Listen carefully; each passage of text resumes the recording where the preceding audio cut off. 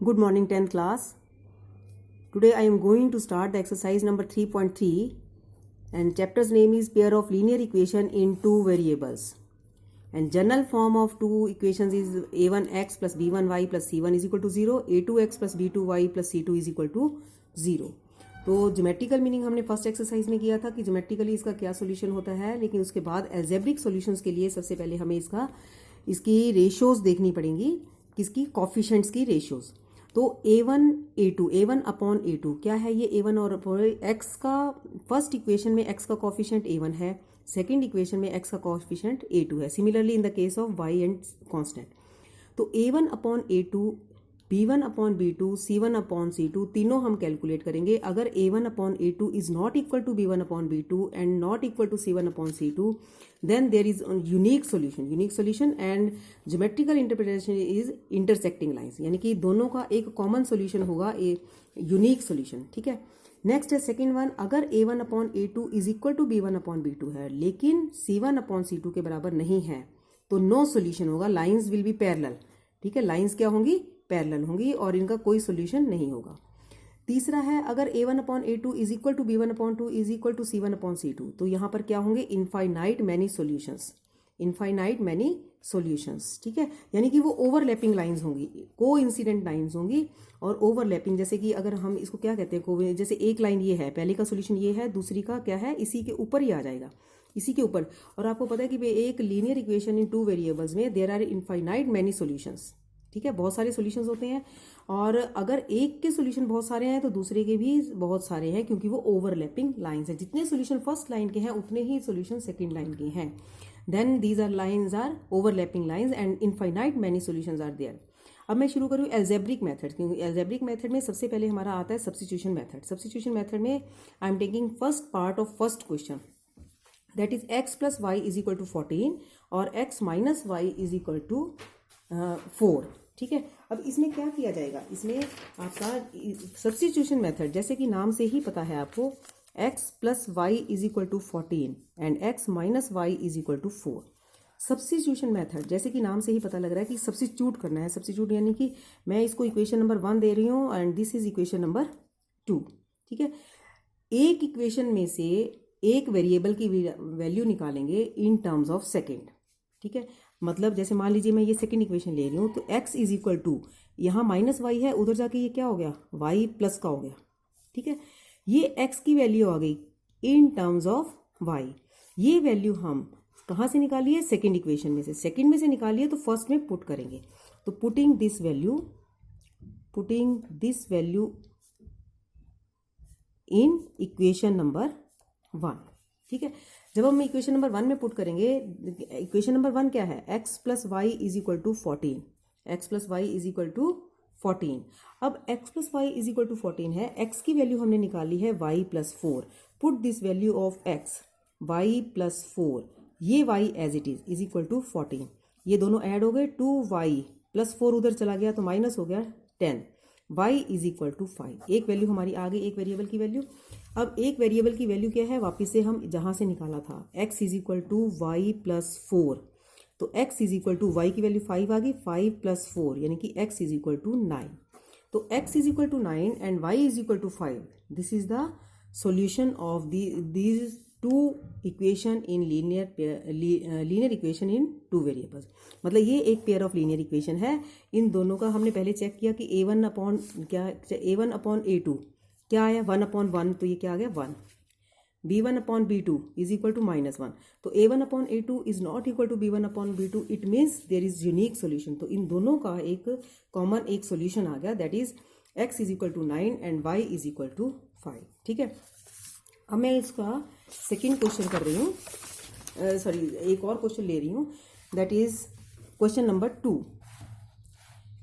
Question number 2 में आपको क्या दिया हुआ है, solve 2x plus 3y is equal to 11.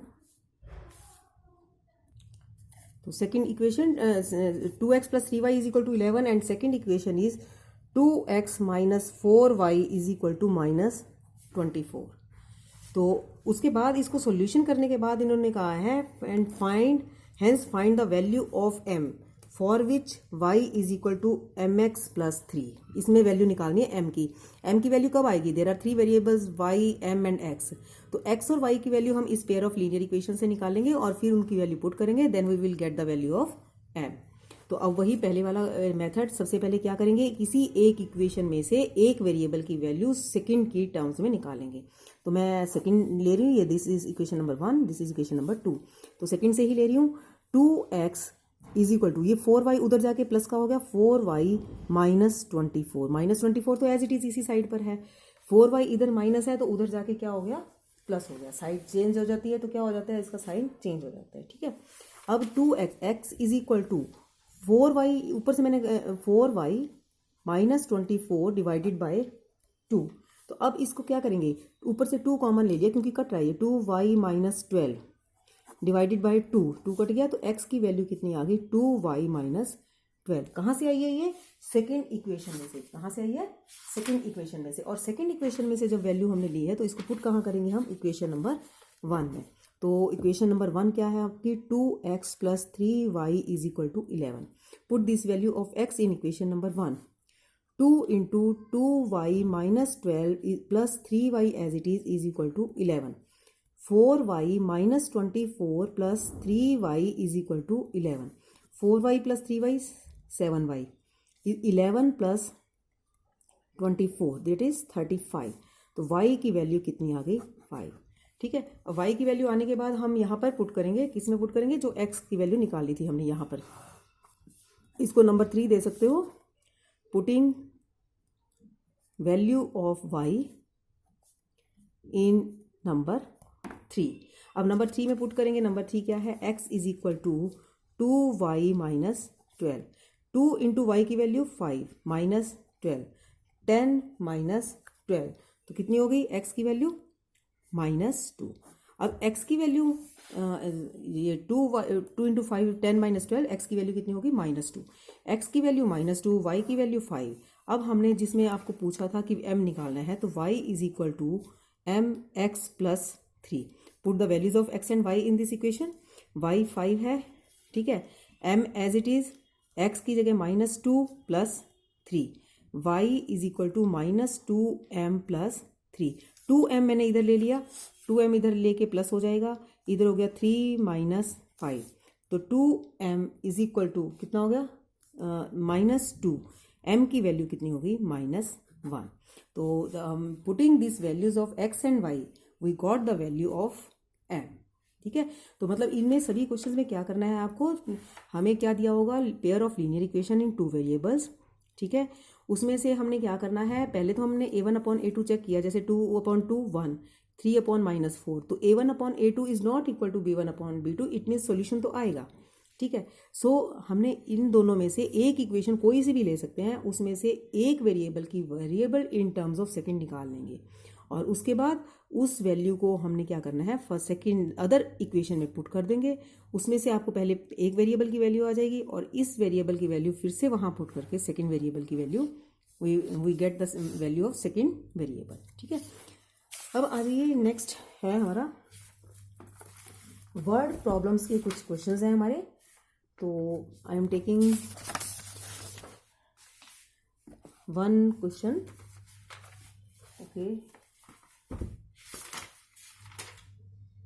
आप इसमें से कोई, चलिए मैं ये क्वेश्चन ले रही हूँ, second part of question number 3। Second part of question number 3 क्या है, the larger of 2 supplementary angles, the larger of 2 supplementary angles exceeds the smaller by 18 degrees, ठीक है, find them, larger of 2 supplementary angles exceed the smaller by 18, find them, उन दोनों angles को निकालो। अब आपको पता है कि मान लीजिए कि मैं इसको दोनों चीज़ों को हमें मानना पड़ेगा, दोनों वेरिएबल्स को, तो let question number 3 second part, let the larger angle is equal to x and smaller is equal to y, ठीक है। एक तो हमें ये पता है कि x plus y is equal to 180, क्यों है ये, क्योंकि ये सप्लीमेंट्री एंगल्स है, ठीक है। अकॉर्डिंग टू क्वेश्चन हमारा क्या है, एक तो है x plus y is equal to 180, क्योंकि ये सप्लीमेंट्री एंगल्स हैं और सप्लीमेंट्री एंगल्स का सम हमेशा क्या होता है 180 डिग्री। तो ये आपकी इक्वेशन नंबर 1 हो गई।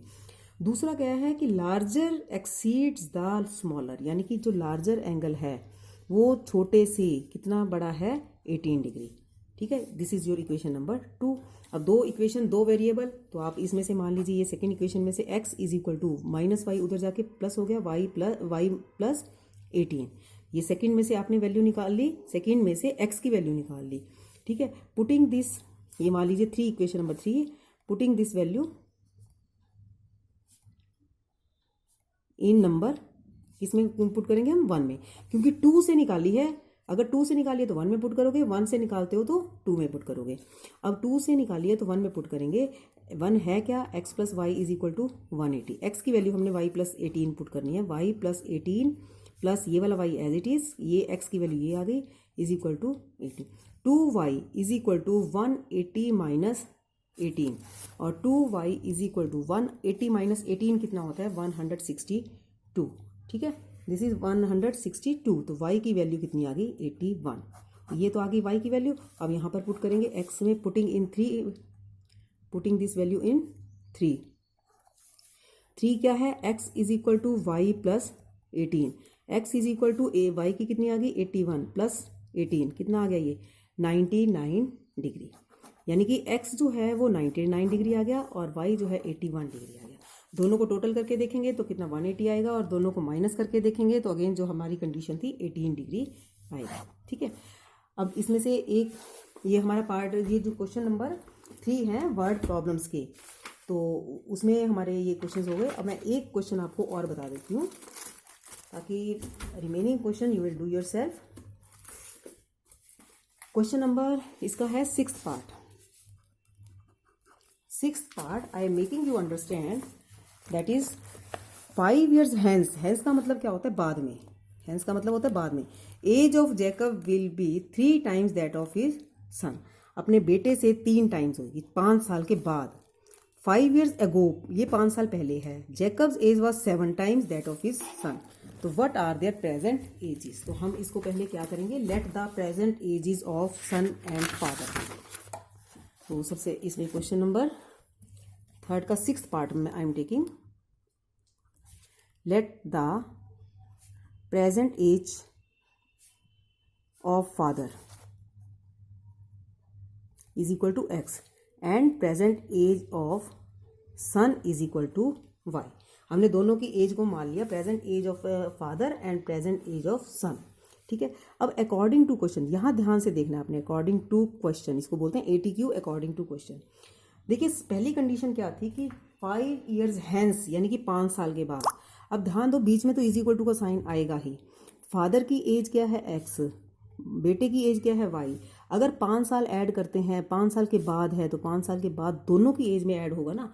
अगर हम 5 साल के बाद कोई कैलकुलेशन करते हैं तो 5 साल बाद इसकी एज भी 5 ऐड हो जाएगी, फादर की भी और बेटे की भी। ठीक है, तो इट मीन्स क्या हो जाएगा, लेकिन उसने कहा है कि 5 years hence Jacob will be 3 times, ये जो फादर है ये 3 गुना होगा, यानी कि बेटे की एज को 3 से मल्टीप्लाई करेंगे तो हमारी इक्वेशन बन जाएगी। ठीक है, तो इसको खोल ले, x प्लस 5 is equal to 3y plus 15, x minus 3y is equal to 10 after calculating. ये होगी आपकी फर्स्ट इक्वेशन। सेकेंड इक्वेशन क्या कह रही है कि आफ्टर, ये तो था आपका 5 साल के बाद, अब है 5 years ago, 5 साल पहले, यानी कि प्रेजेंट एज x है। ठीक है, प्रेजेंट एज y है। 5 साल पहले दोनों की, 5 साल पहले दोनों की माइनस होगी। ठीक है, तो क्या हो जाएगा 5 साल पहले, लेकिन फादर जो है वो 7 टाइम्स था, तो बेटे की एज को 7 से मल्टीप्लाई करेंगे तभी इक्वेशन बनेगी। Now x minus 5 is equal to 7y minus 35। Equation solve करके x minus 7y is equal to minus 30, क्योंकि माइनस 35 प्लस 5। ठीक है, तो ये कितना हो गया माइनस 30। अब हमारे पास ये होगी इक्वेशन नंबर 2। इक्वेशन नंबर 1 और 2 में से आप 1 में x minus 3y is equal to 10, x is equal to 3y plus 10। ये वैल्यू, ये हम 3 है, इसकी वैल्यू हम 2 में पुट करेंगे। 2 में जब पुट करेंगे तो x की जगह 3y plus 10 minus 7y is equal to minus 30। तो ये कितना माइनस 4y, 3y माइनस और is equal to minus 30 minus 10, यानी कि -4y is equal to -40, minus से minus y is equal to 10, यानी कि बेटे की एज जो है वो क्या है प्रेजेंट 10। अब फादर की एज कहाँ से आ जाएगी, जो हमने सॉल्व किया था यहाँ पर कौन सा था, इक्वेशन नंबर 3। इक्वेशन नंबर 3 क्या थी, x is equal to 3y plus 10, x is equal to 3 into 10 30 plus 10, यानी कि x इज इक्वल टू 40। तो फादर की एज 40 और बेटे की एज 10, ठीक है। तो now so do exercise 3.3। Thank you.